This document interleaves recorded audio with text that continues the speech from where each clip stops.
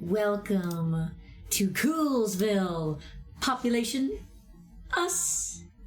Which, by the way, is Grezy and... Ergo. Well, that's who you are. I'm kidding. You know, I feel like that's the most, proper introduction I think I've ever done in one of these videos. Instead of just, waffling around, for, 10 minutes, and then going, oh, by the way, I'm Grezy, and this is Ergo. I'm proud of you. Yeah. Well, thank you. You know what? I'm proud of you, too. Thanks. Yeah. And I am... proud that this movie exists. Segues. I love this movie, the one we're going to be talking about today. I love Iron Giant so much. It's one of my favorite movies. It makes me cry like a little baby every time. I just absolutely adore it, and I'm really excited to talk about it today. Ergo, on a scale of yes to fuck yes, how much do you like this movie?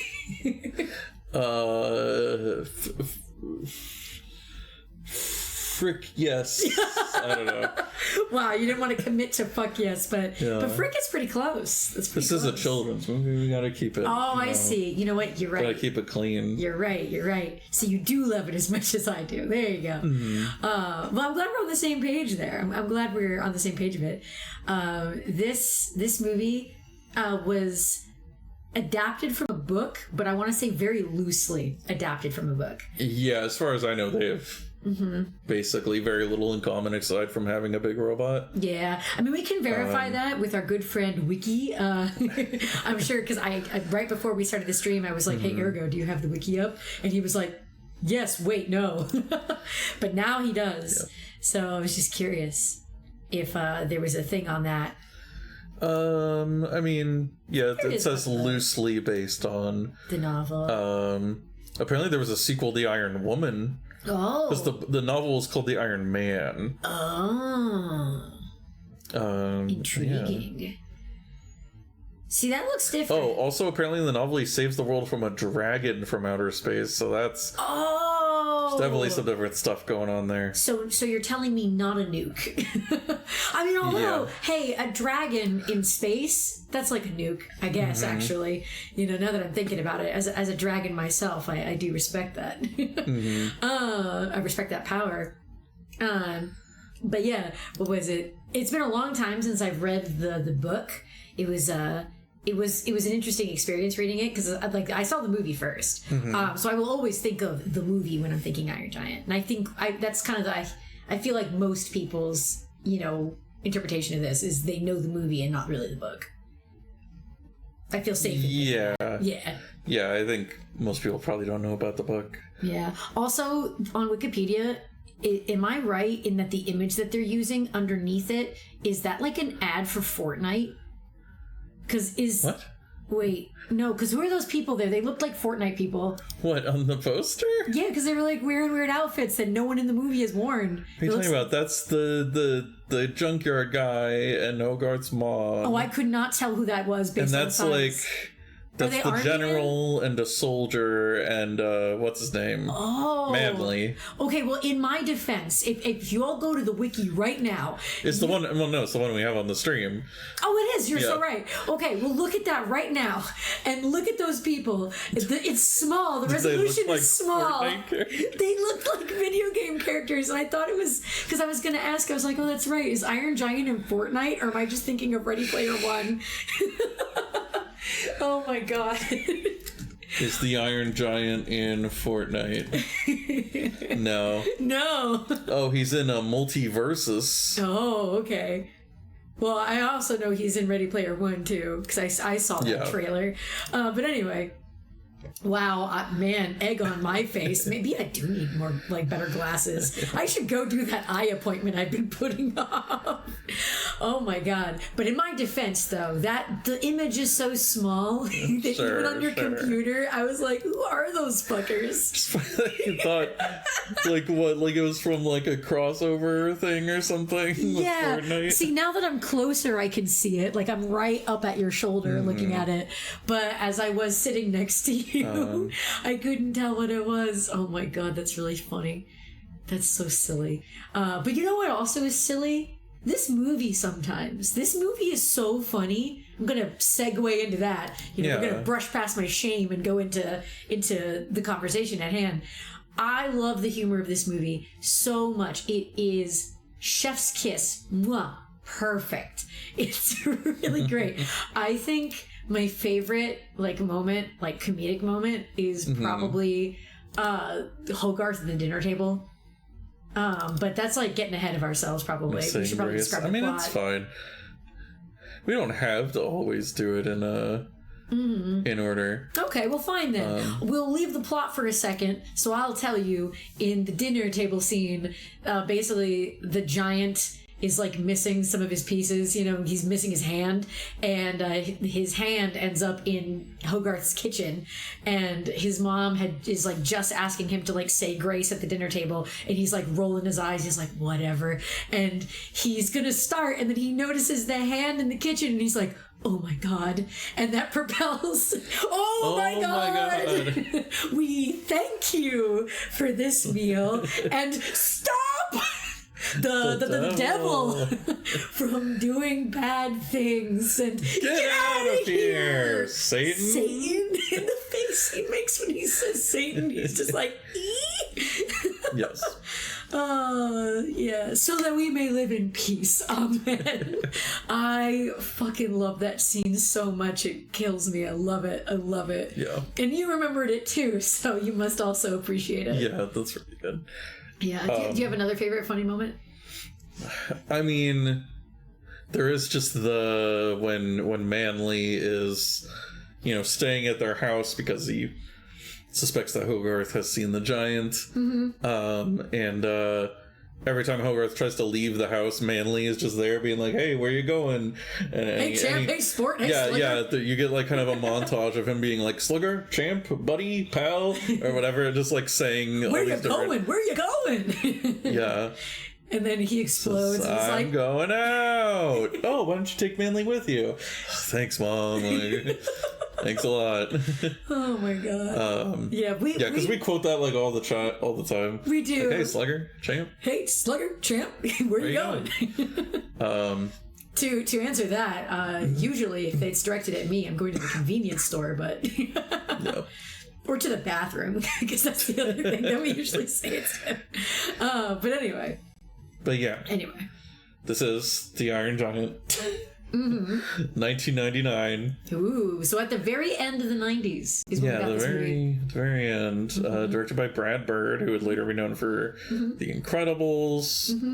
People have said some, like, not to derail the conversation as we're starting it, but like, I have heard like little whispers on the internet here and there that people have some iffy takes on Brad Bird, and I'm like, yeah, that's. I've not really read into it, so. Because I actually know Jenny Nicholson has kind of mentioned it with some of his later stuff, because he did the Tomorrowland movie. Yeah. Whereas basically it seems like he's very like, what is it, like libertarian or something, because he also did Ratatouille. Yes. And I think she also mentioned in that video that you can kind of see it in that too, where it's like in those movies, in Ratatouille and even in The Incredibles, where it's like some people are just born better than others, seems to be kind of Brad Bird's philosophy in those. Like in Ratatouille, how Remy is just better than all the other rats and stuff like that. And even though, like, this isn't a Ratatouille review, but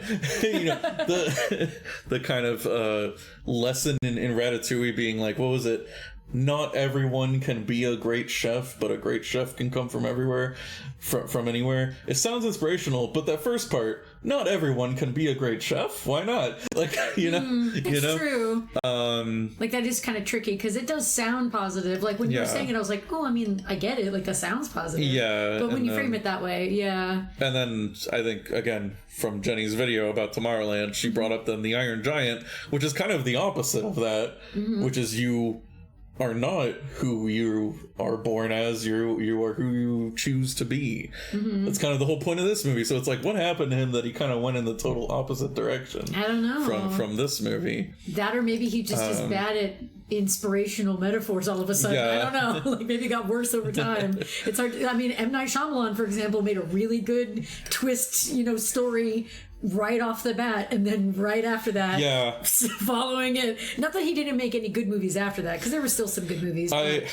he weird. Just kept falling off. I mentioned to you how I was listening to a podcast and as part of what they did is they watched every single M. Night Shyamalan movie, and man, he just never managed to recapture.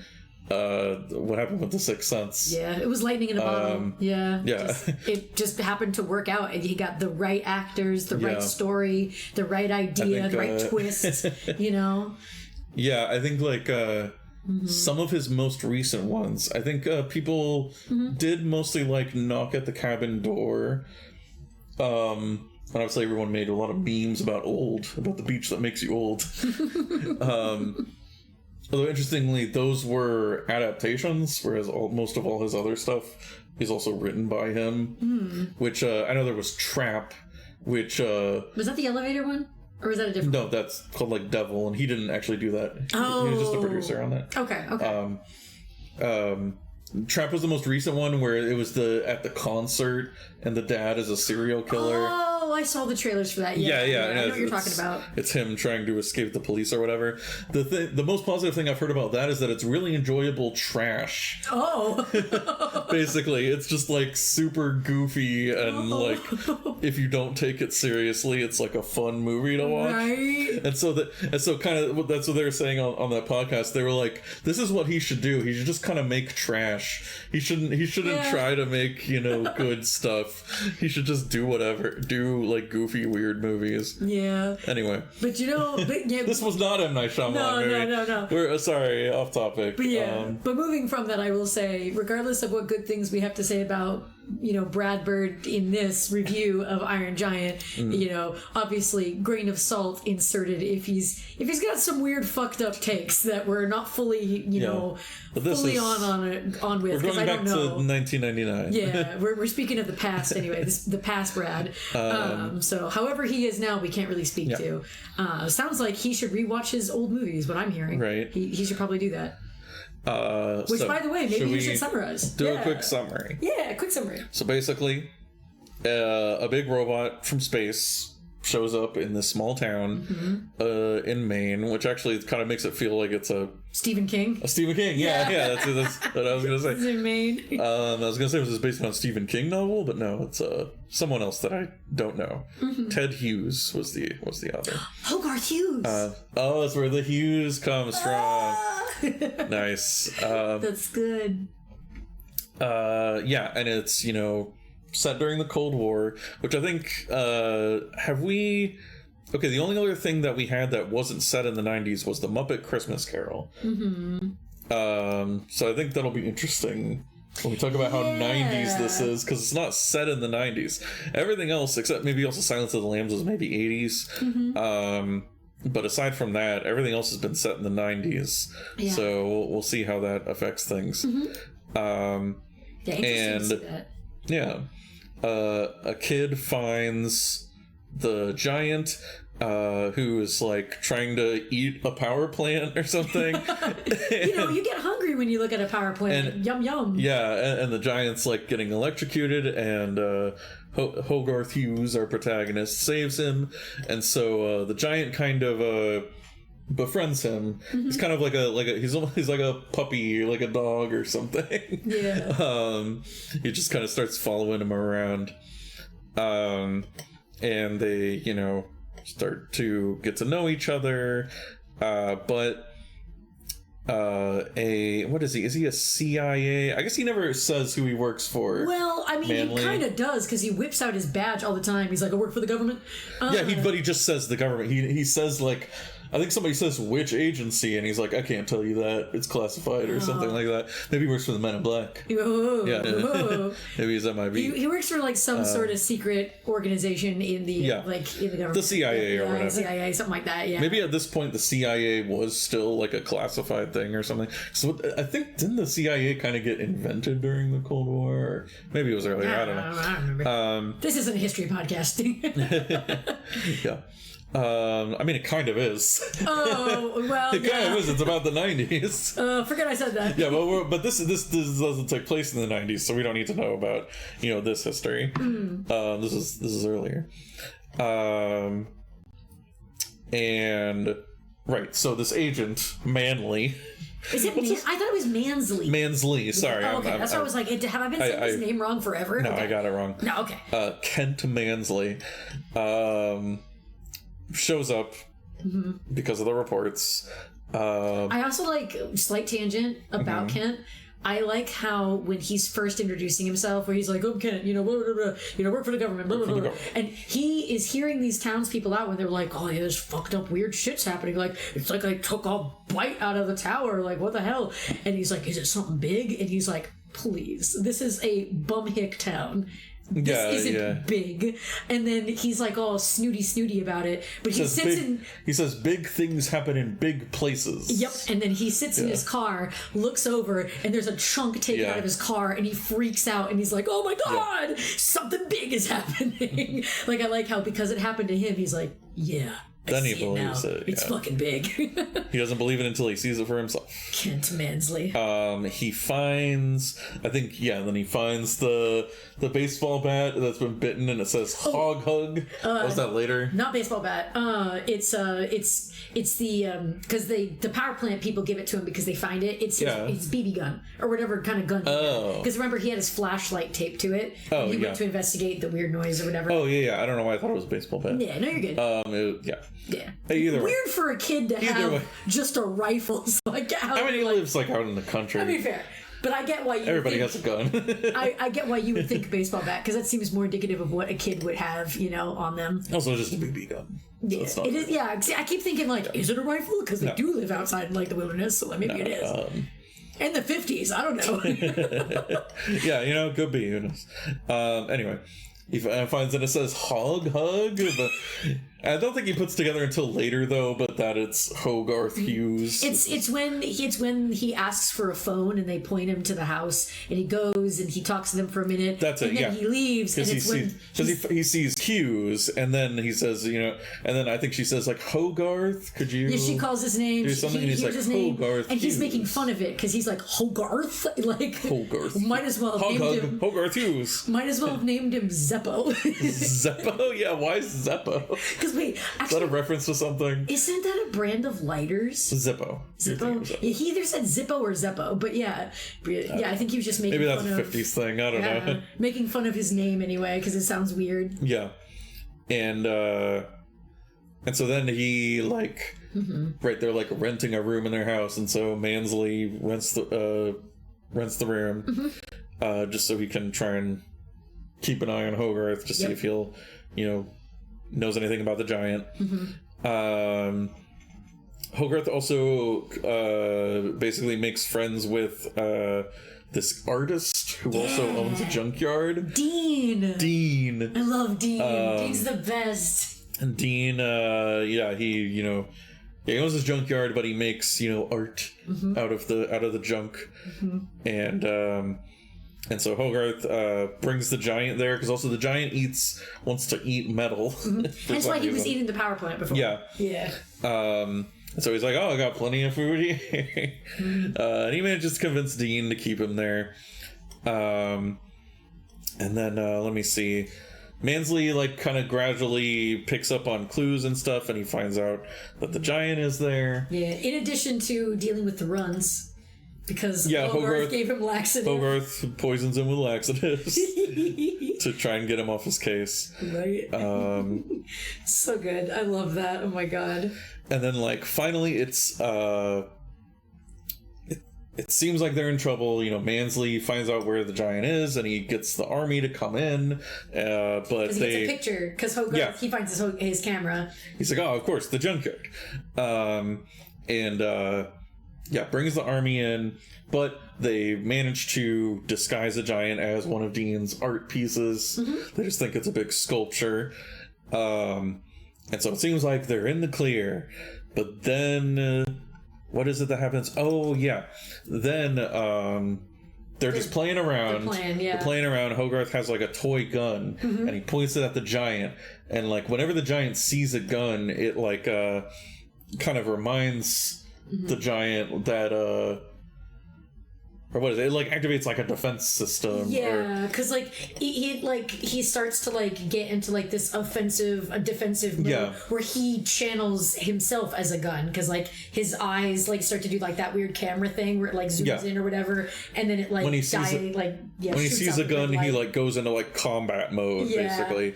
And he blows up like a piece out there, like or like a bus or something. And and Dean at first is like, because Dean just sees the giant shoot a big laser at Hogarth, and he's like, "Oh my god! Like this thing is actually really is dangerous. Get out of here!" Basically, do the thing with like again, it's like he's like a dog basically. He's like, "Get out of here! Don't want you anymore." The giant runs off. He shouts at him too. He's like, "You could have done that to Hogarth." Yeah, he's like, "You are a gun" or something. And he's all upset because he's like, "No," and he like runs away. Yeah, the giant runs off, and but then Dean kind of puts things together and realizes that he didn't really like kind of do it on purpose. He was reacting to Hogarth's like toy gun. Yeah. And so they go off after the giant, and the giant ends up in like the middle of town because some kids are on a roof. Yeah, for some reason they're leaning against the banister and they see the giant, because I think they might see him in the distance, and they're like, "Oh my god, is that the monster?" or whatever, and they lean forward too much and they like end up breaking the banister, and they're about to fall off because like one of them is holding onto the ledge and the other one's holding onto his leg or something, and they're both about to fall, and the town is like, "Oh my god!" and I think the giant sees and / hears that and like comes in at the nick of time and catches them as they fall. Yeah, which of course now they're in the middle of town, and so everybody sees the giant, and as the army is driving away, I think like Mansley sees it in the rearview mirror, and is like, "Look, the giant is right there, it's attacking the town." And so the army comes back in and they start shooting at the giant, which of course activates his weapon systems, and he starts shooting back, and there's a big old fight, and eventually Hogarth manages to get to the giant and be like, and convince him to stop fighting. And the army stands down, but Mansley is still like panicking and orders them to launch a nuke at the giant. Because may I add, he's not necessarily just panicking in the sense that's like, "Oh no, I'm scared of this monster." It's his pride. That's the biggest thing with Mansley, is he is so hell-bent on getting rid of this giant. He doesn't want to admit that he was wrong. Yeah, he can't see an alternative where this giant is good. Like, to him, that doesn't matter. What matters is that he's right. He wants recognition. He wants to blow up the thing. He wants to see it gone. And so when the giant like kind of does his little smirk, like I think he and Hogarth both are like, "Hey, whatever," and he's like, "Launch the missile now," and like they send the missile out, and the general has like, that line where he's like, "Where's the giant, Mansley? We are all going to die." Yeah, because I like for our country. I like how Mansley right before that, he's like, "Well, there's a shelter right over there. We could just duck and cover." And then the general's all like, "That's not gonna work, you idiot. We're all gonna die for our country." And he's like, screw our country. I want to live." And he tries to escape, but the giant keeps him, like, puts his hand down and stops the car from moving. Just wow. That whole scene is just really, really good.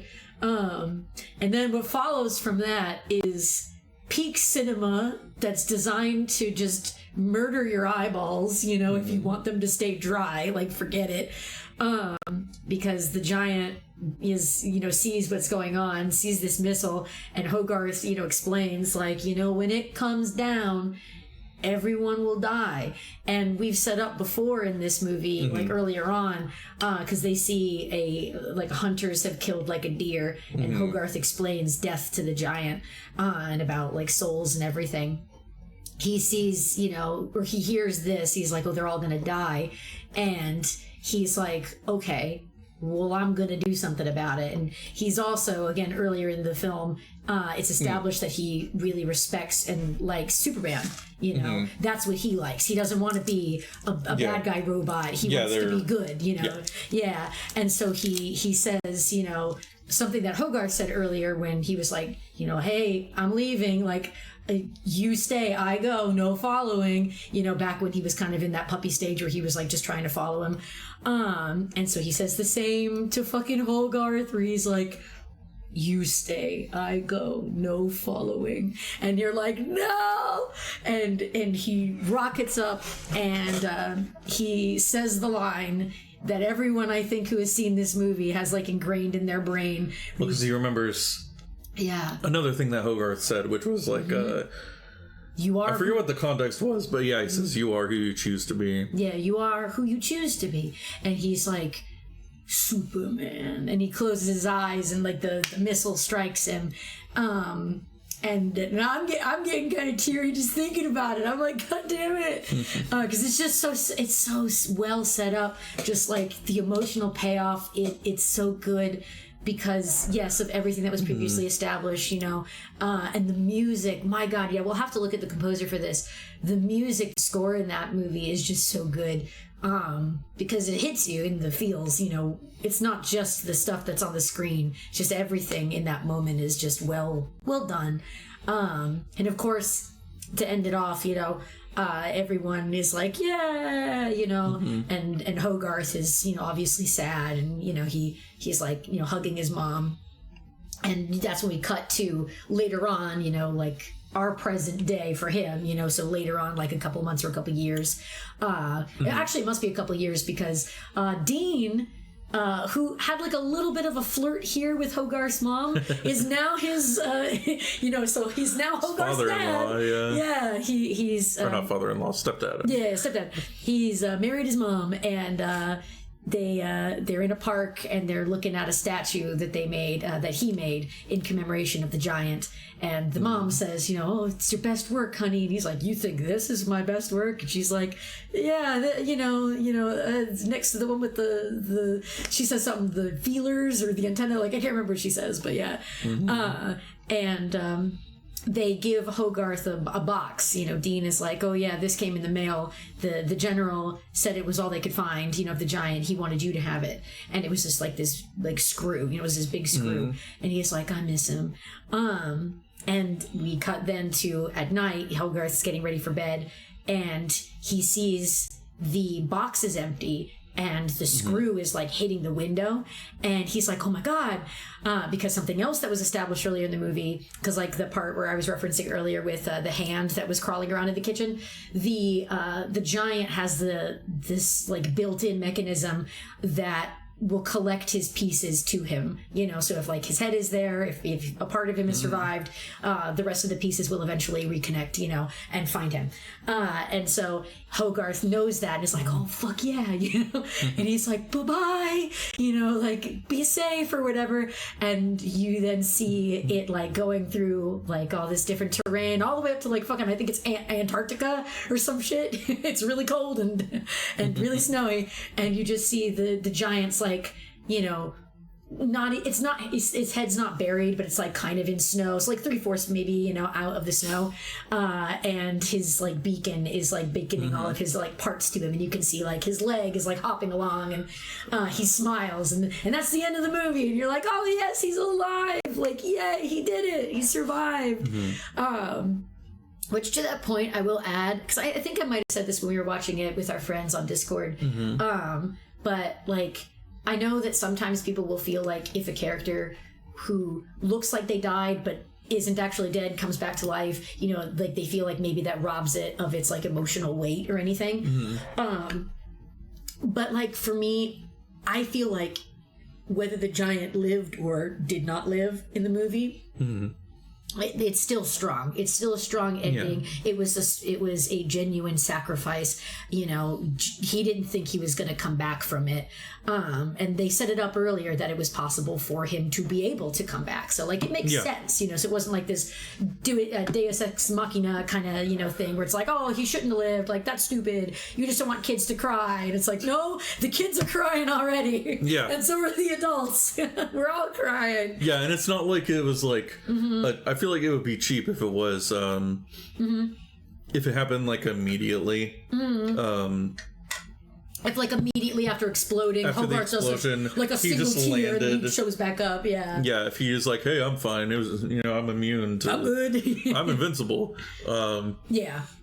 Then it would be cheap. But because it's like it's clearly going to take a long time, his parts are like scattered all over the world, presumably. Yes. So it's going to take a long time for him to come back, but it's like, you know, so there's still a separation. Yes, yeah, it was not an immediate fix. Like it took time. Oh no, you're so choked up. Up about that ending. But yeah, like it took time, and so like, you know, it wasn't, like you said, it wasn't an immediate fix. So that emotional weight still carries. It still means something. And like I still cry every time I watch this, even though I know, because I've seen it a million times. I know that the giant's going to be alive at the end. That I know he's going to come back in some way, whether he meets up with Hogarth again or not.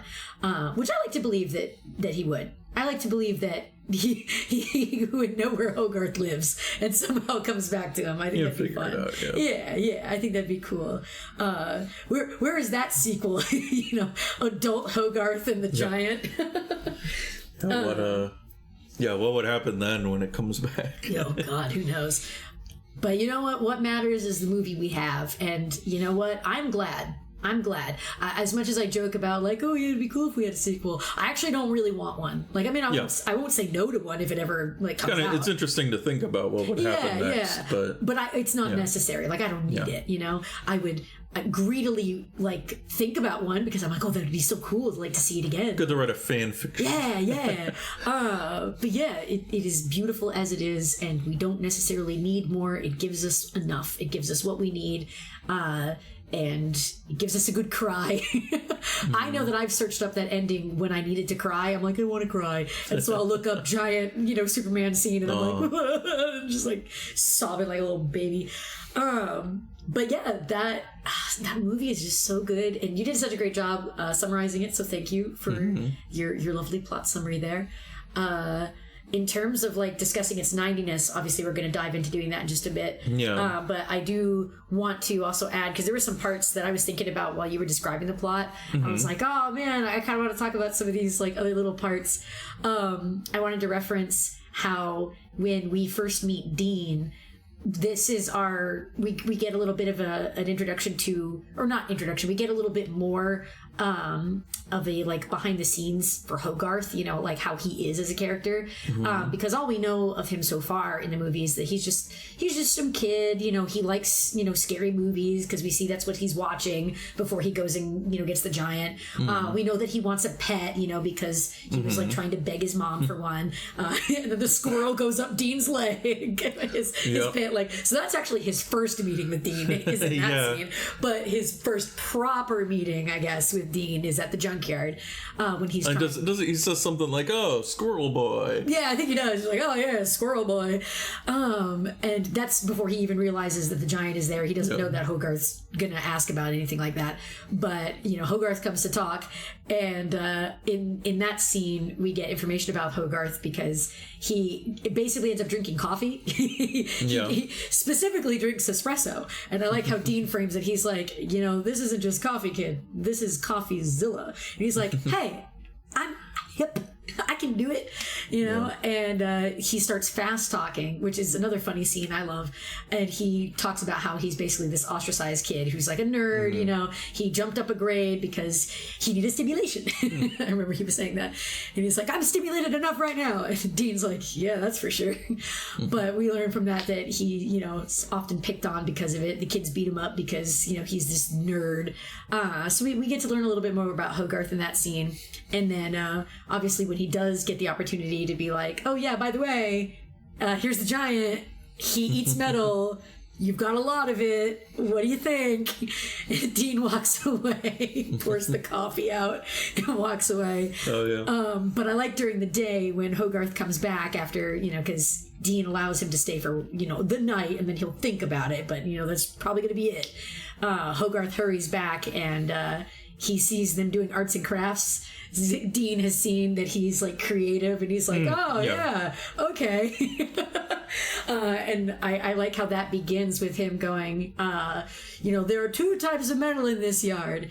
There's art, and then there's junk. What you currently have in your mouth is art. And I like the giant takes it out and he peels it, he peels it back, whatever it was. It kind of makes it look like a tree, I think. Yeah. It's like arranges it, and then he goes, art. He puts it down, and Dean's like, huh.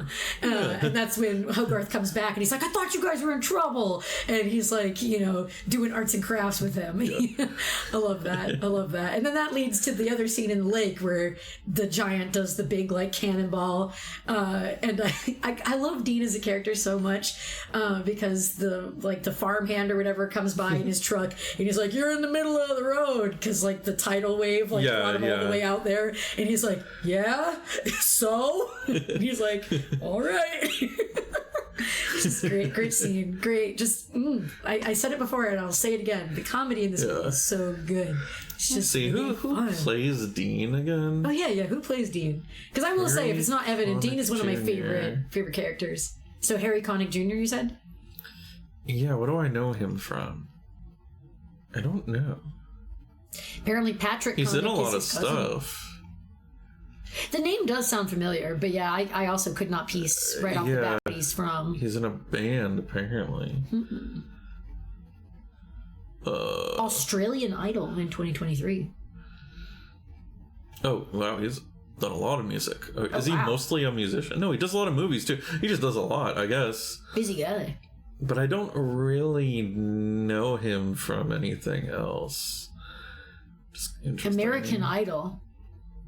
As a guest judge. Yeah, Australian and then, American Idol. Interesting. Yeah. Good for him. Yeah, all right, busy person. I haven't really seen him in anything else, but he's apparently doing a lot of work. Yeah, he's great as Dean. Liked his work as Dean. And Hogarth's mom, I definitely know. It's Jennifer Aniston. Yeah. Friends. So that gives us some 90s points, I feel like. That does. For having Jennifer Aniston. Hogarth's voice actor is Eli Marienthal. Huh. Has he done much after Iron Giant? Looks like he didn't really do that much after Iron Giant. Apparently he was in American Pie.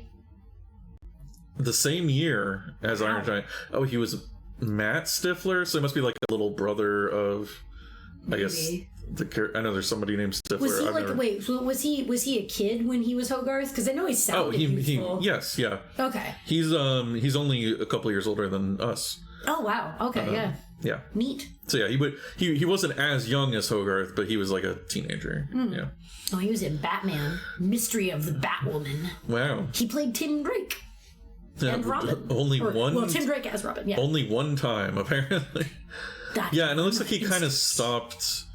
It looks like he did stuff for a couple of years, and then he kind of stopped doing acting. So, I guess he does other stuff. Cool. Whatever he's doing now, good for that. Oh, he has a PhD in geography, so I guess he's a geographer now. Good for him. He went to go find the giant. Oh my god. He had to go be a geographer. He's went to the South Pole or the North Pole. One of the poles. It was cold. Oh, it was Greenland. Or was it Greenland? I think it says something Greenland. It must have been, in the wherever the giant was, it was cold as hell. We also, of course, have Vin Diesel as the Iron Giant. Yeah, Vin Diesel. I think, was this like one of his first acting roles? Mm-hmm. I mean, not one of his first, because I think he did acting since he was young. But yeah, it was among one of his first roles. It's one of the first things, yeah, because like first there was Awakenings and like Multi-Faced and Strays and Saving Private Ryan, and then Iron Giant, yeah. This is probably what people really knew him from. And then also, and then he was in Pitch Black. That was the first Riddick movie. And then, of course, Fast and Furious in 2001. So that was only 2 years later. Yeah. So there you go. This was right around the start of when Vin Diesel was starting to get big. There's also, let me see, do we know Mansley's voice? Christopher McDonald. He is very good. He's the villain of Happy Gilmore. Oh, okay. So people probably know him from that. And then, yeah, he's been in a lot of stuff. I don't know if I particularly know him. Yeah. Seems pretty busy. He's in a lot of stuff in the 90s. Again, it seems like we got a lot of prolific 90s actors. We've got John Mahoney, who's the dad in Frasier. Oh, okay. The older guy. Who was he? The general. He was the general? Okay.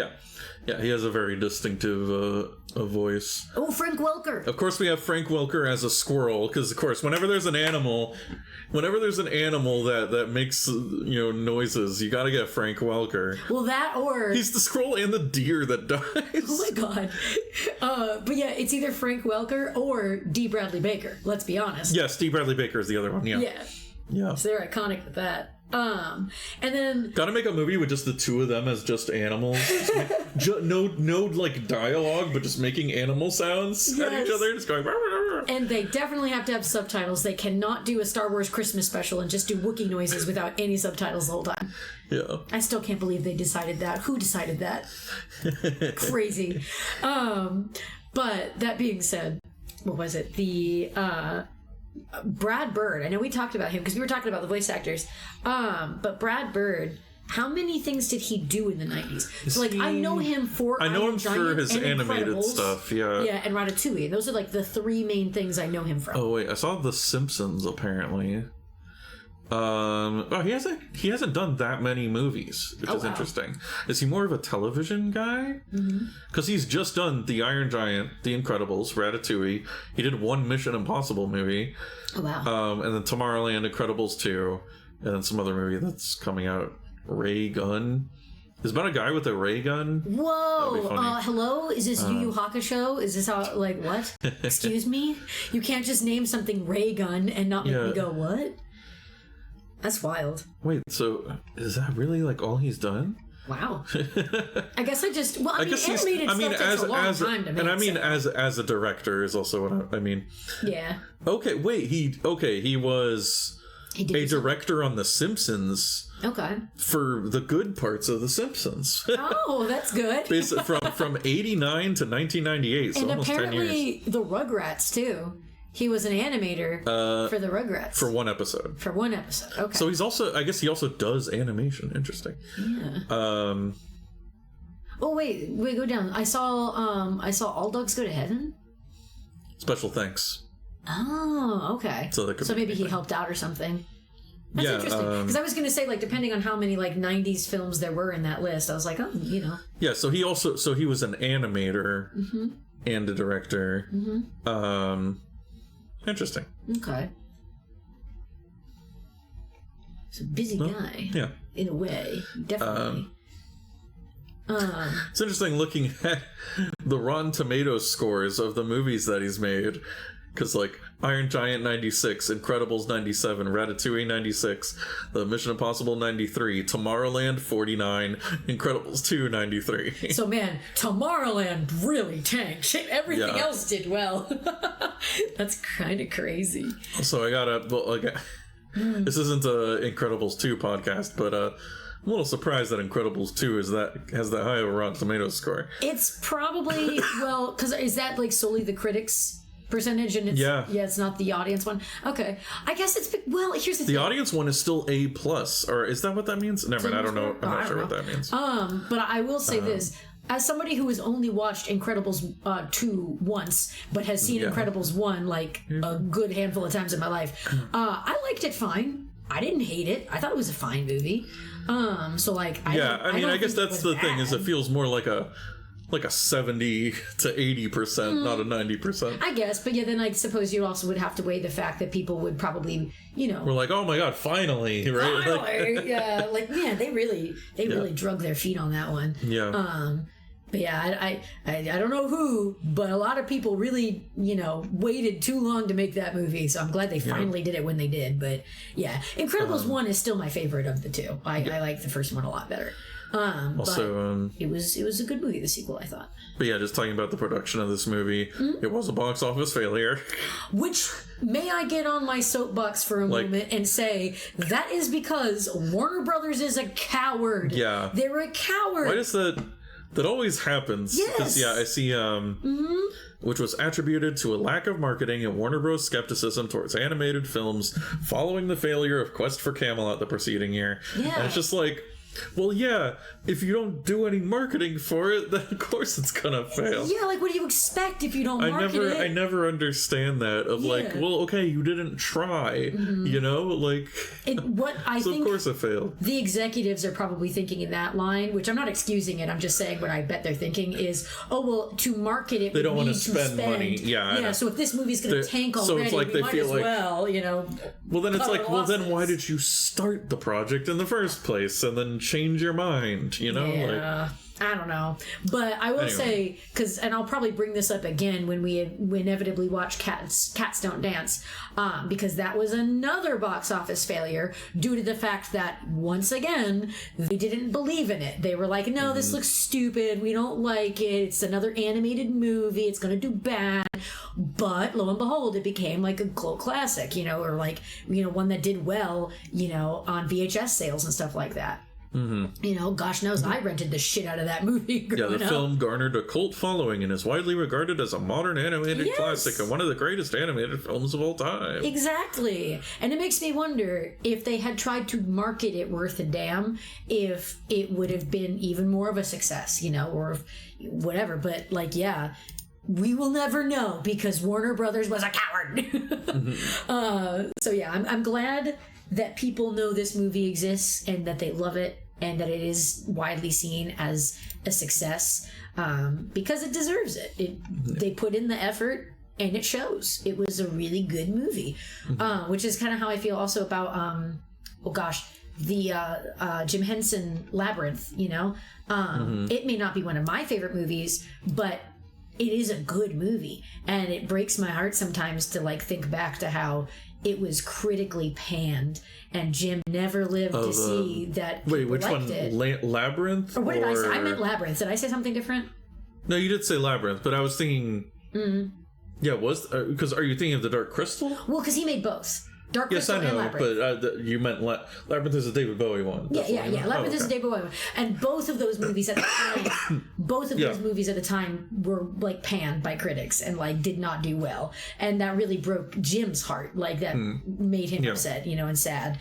And it just kind of makes me sad that he never got to see it do well. Nowadays, I mean, because everyone loves don't people love Labyrinth? Yeah, it's a cult classic. Everyone loves Labyrinth. So it's just that reminded me of that, because I was actually talking about that with somebody at work the other day, about how Labyrinth is now critically acclaimed by everybody who's watched it, and it's just become this big thing, and once upon a time when it came out they hated it, and it's like, what the hell, so I'm glad that Iron Giant got its dues, and I don't think it took long. I don't think it was a situation necessarily like the Labyrinth where people had to wait on it for a couple of years. I think it was very evident, and it was for VHS sales, and it was critically successful right away. It got good reviews. Yeah, it was nominated for it won. It won some awards, I think. Oh, good. Yeah. Well, see, I'm glad that it definitely didn't take as long as, something like The Labyrinth for people to recognize just how good it was. Because it's so good. Yeah, it won a lot of awards, actually, from various things. My God, because I don't know how this works. I'm not in that industry.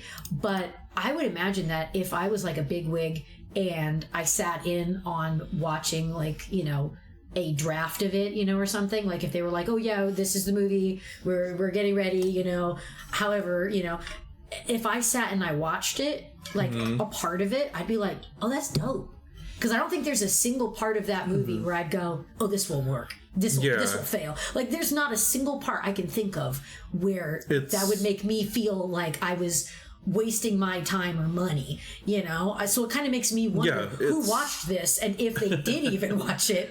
But yeah, like, it's just such fools, such cowards, either way. But yeah, the last laugh belongs to us. We get to love it. It's great. And I'll stop beating on that point, but I just wanted to bring it up.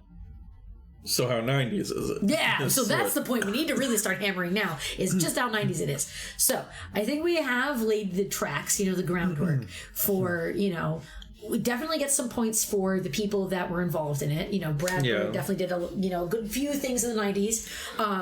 No. Well, oh wait, he did The Simpsons. Yeah, there was. He did The Simpsons. Yeah. Yeah, he did that. He did this. I thought there was one other thing, but yeah. No, because this is his first movie. Oh, that's right. Okay. Yeah. He worked on TV before this, and he was just an animator, but not a director. Yeah. So by a couple things, yes, like so few. So. A small few things, but again, this is, I say, a pretty good point, you know, like to start off and make this. In terms of its production. Yes. Very, very 90s, I would say. And even the way that it looks, you know, it's not gotten to, I'm thinking of like 2000s animated stuff, which obviously would have way more CGI. I think that this does have CGI in it, especially with the giant himself. Yes. Which makes sense because since he's polygonal looking and stuff. But it's mostly a lot of 2D stuff. A lot of great, you know, the background illustrations. And stuff. That's so good. So I think that gives us some 90s points. What about the score? I mentioned it earlier, but who Oh yeah, I was looking that up. I don't recognize his name, but he is a very prolific so composer. We know it's not Danny Elfman then? No, yeah, it's not one of the usual suspects. Michael Kamen. Oh, that's who you were looking up. I saw that guy. Yeah. Who's that guy? Okay. Yeah, he was a very prolific musician and composer. He apparently was like the composer for Pink Floyd. Oh wow. And the Roger Waters band. But yeah, he composed scores for Die Hard and Lethal Weapon. Whoa. He was kind of an 80s composer, but then carried over into the 90s. And I think I saw he unfortunately passed away in 2003. Yeah. So only a couple years after Iron Giant came out. He became friends. He has a very long list of credits. I wanted to see the 90s list. Starting in the 70s, a lot in the 80s, a lot of like action movies and stuff, which kind of makes sense. He's got a few in 90 and then 91. Robin Hood, Prince of Thieves. Yeah, I think he worked on multiple movies every year. Oh wow! Throughout all the 90s. Yeah, he did. Every year he has credits. So definitely, I would say, even though I don't recognize his name. He's done stuff for things that I... Out of curiosity, if you were to go down... That I recognize. That's wait, he died in 2003, so he wouldn't have done a lot of, like... But he was still working. He was, until, I don't know how he passed away, but... Yeah. He was working right up until he passed away. See, I would say that, there's... the X-Men movie, which is 2000. I feel like what you were saying before, though, he has a decent amount of credits for the 90s, for sure. Even though he does have also a decent amount of credits for the 80s, you can't outweigh and the score is that kind of I think I brought it up in a lot of the previous ones, that orchestral score, which I kind of associate with 90s, especially like family movies. I could see that. Yeah, and I saw something about the production process for the music, which I guess was that Brad Bird wanted it to feel old-fashioned since it takes place in the 50s. Which makes sense. And so I guess the composer... apparently he was initially scared because he said the original temporary score was a collection of cues from like 50s and 60s sci-fi movies, which I guess probably the composer wasn't as familiar with, but he said he wanted to find an old-fashioned orchestra and ended up working with the Czech Philharmonic in Prague. Yeah, wow. Yeah. Which, hey, they were in Prague in Mission Impossible, their last episode.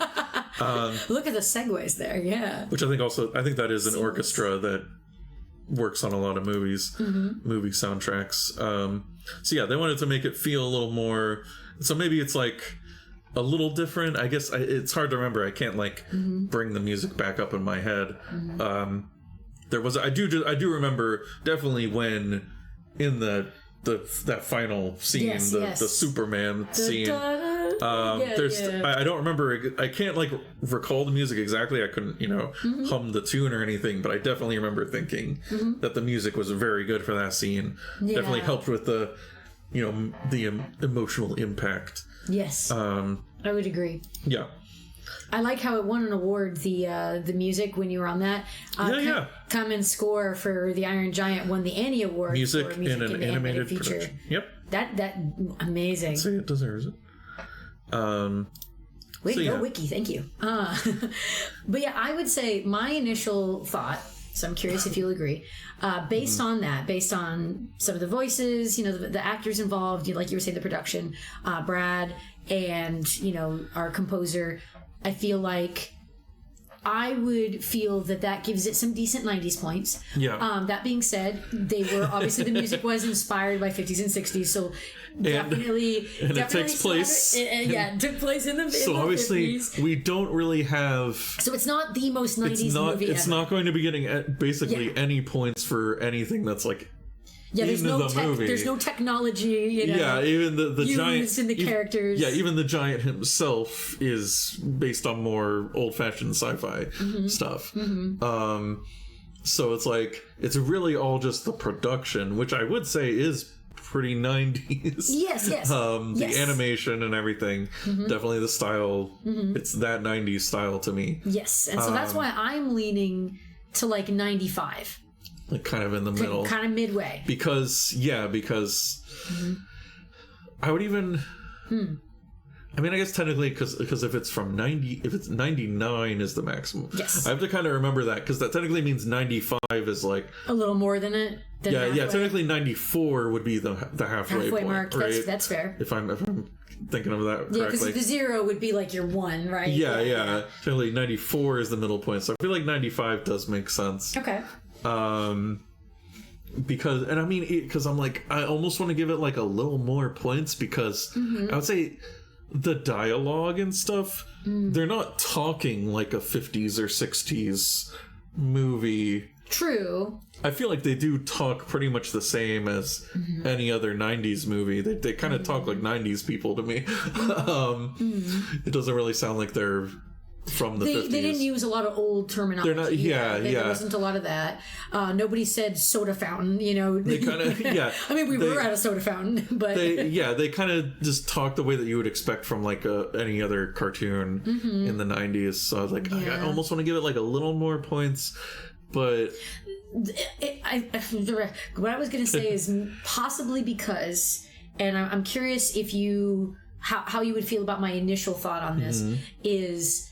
Okay, obviously this movie is not set in the 90s. We've talked about that. It's in the 50s. It is an older, time period. So obviously, in and of itself, the story and where we are is not necessarily going to be rooted in 90s, as we've already discussed. Yeah. But would you think that this movie in general, just as a movie, like Iron Giant, the movie, do you think it is got a lot of cultural significance for the 90s? Because, well, granted, it came out in 99, so it didn't have a long time to stay in the 90s, but do you think that holds some sort of cultural weight in that time period for us to go, it may not be 90s, but when we think of 90s movies, we think of this the is Iron Giant. Because I would be inclined to maybe give it one more point for that purpose if you want to go more than 95. Yeah, I can see that, because it because even the how it is very it's very, what's the word I'm looking for? Iconic, or because I was just going to say, even just the themes of the movie, it's very genuine and heartfelt. It hasn't got to the 2000 stuff, which I associate more with like more cynicism. It's very like, I mean, it's like a little cynical, I guess, especially about like the government and stuff. But, you know, overall, with the, you know, you are who you choose to be and stuff, that does feel like ideas and stuff that you would see in 90s cartoons as well. Yes. When I think of like 90s children's cartoons, there was a lot of stuff about be who you really are, stuff like that. So I think definitely 90s kids would think about this movie. So I would be okay with giving it like a 96. The only thing I will say to that, though, is partially because this came out in 99, there is a part of me that kind of wonders also if this would be more rooted in like the 2000s, because even though it came out in 99, that's like 1 year from 2000. So like, would that hold maybe more cultural significance to people who had their childhood in the 2000s? Like, granted, not saying I wasn't a child, I was very much still a child in the 2000s. But I'm curious, because I was just about to say, like, oh, well, yeah, it holds such significance, you know, like, and obviously look at it now, like, it may not be in Fortnite, but, you know, it's fucking, give it one day, I swear to God, it's gonna come out in Fortnite, but... Millennials love this fucking That's what movie. I was gonna say, millennials really love it, but then again... It's not that far from the 2000s, so you could maybe say the same thing for about, because it's Gen Z or Gen X? Which one is that one? No, Gen Z. Gen Z, okay, yeah. Gen X would be older than us. Oh, whatever. I don't know. I don't think it loses points for being at the end of the 90s. Yep.